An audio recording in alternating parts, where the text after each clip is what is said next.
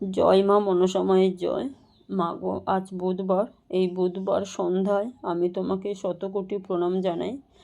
আর একটা কথা শোনো মা, আমার এতটা মাইগ্রেনে ব্যথা করছে, মানে আমি কোনোভাবেই থাকতে পারছি না। আর চোখের প্রবলেম হচ্ছে। তো আমি আগে দেখিয়েছিলাম ডাক্তার, যেটা আমি ধরা পড়েছিল 2015-তে, তারপরে বহুদিন আমি আর দেখাইনি। তো এখন আমি কোনোভাবে সেই জায়গাতে ফোন করেছিলাম, তো তারা বলছে আমরা পারবো না, আপনাকে অমুক জায়গায় দেখাতে হবে, অমুক জায়গায় প্রাইভেটে। আচ্ছা মা, একটা কথা বলো তো, আমার কি ক্ষমতা আছে আমি প্রাইভেটে এত বড় ডাক্তার দেখাবো? তুমি বলো, আমার পক্ষে কি সম্ভব? আমার তো পক্ষে এখন এইভাবেই সম্ভব না। কারণ মেয়ের চিকিৎসা আছে, মেয়ের পড়াশোনা আছে, মেয়ে টেনে উঠেছে, মেয়ের পড়াশোনা, মেয়ের প্রচণ্ড খরচা, মেয়ে একটা ড্রয়িং কম্পিটিশানে যোগ দিয়েছে, সেখানে খরচা।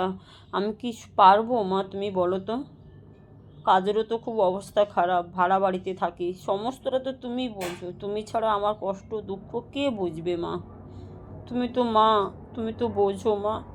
তুমি কি চাইলে আমার কষ্টটা কমাতে পারো না বলো তো? আমি সারাদিন বিছানা থেকে উঠতে পারছি না, বমি পাচ্ছে কিন্তু বমি হচ্ছে না।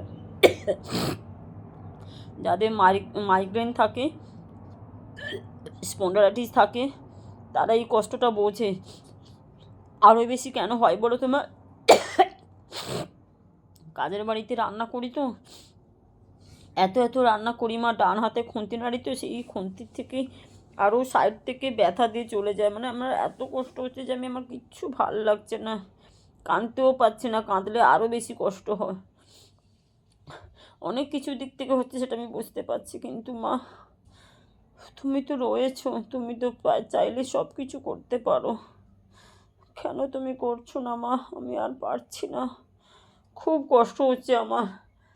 বমি পাচ্ছে কিন্তু বমি হচ্ছে না। এইটাই মাইগ্রেনে প্রচণ্ড বড় একটা রোগ। মানে কিচ্ছু ভাল লাগছে না, এই যন্ত্রণা আমি আর নিতে পারছি না। এত কষ্ট, আর ভালো লাগছে না মা। মা গো, একটু তো দয়া করো মা। আমি কি খুব পাপ করেছি মা? আমি কি খুব খারাপ মানুষ যে আমার সঙ্গে তুমি এরকম খারাপ ব্যবহার করো? বলো না মা, কোন দিক থেকে আমি খারাপ করেছি আমি তো নিজেও জানি না।